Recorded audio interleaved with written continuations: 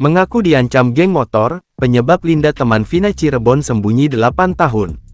Benang kusut kasus kematian Vina Cirebon tampaknya akan segera terurai.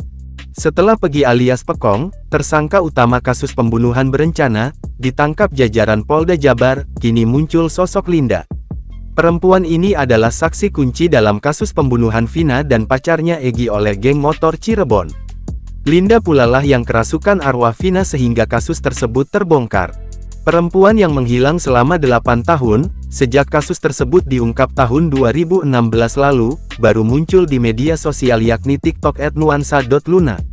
Linda pun menjelaskan alasan kenapa dirinya selama 8 tahun ini menghilang. Pada pengakuannya yang viral itu, Linda mengatakan kalau dia dan Vina sebenarnya hanya sebatas teman biasa. Bahkan menurut Linda, dirinya tidak satu sekolah dengan Vina.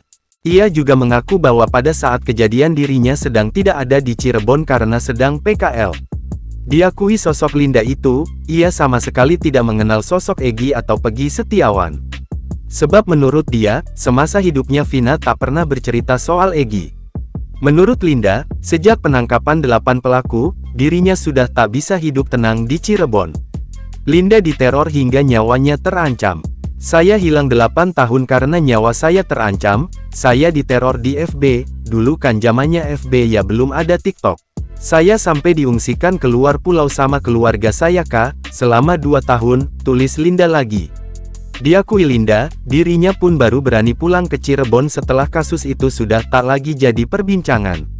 Dijelaskan Linda, kondisi di Cirebon saat itu sangat mencekam. Apalagi salah satu pelaku yang ditangkap merupakan tetangganya sendiri. Linda pun menyebut dirinya diserang oleh teman-teman pelaku yang tak terima dengan terbongkarnya kasus itu. Teman-teman pelaku nyerang saya mengatasnamakan solidaritas, tulis Linda.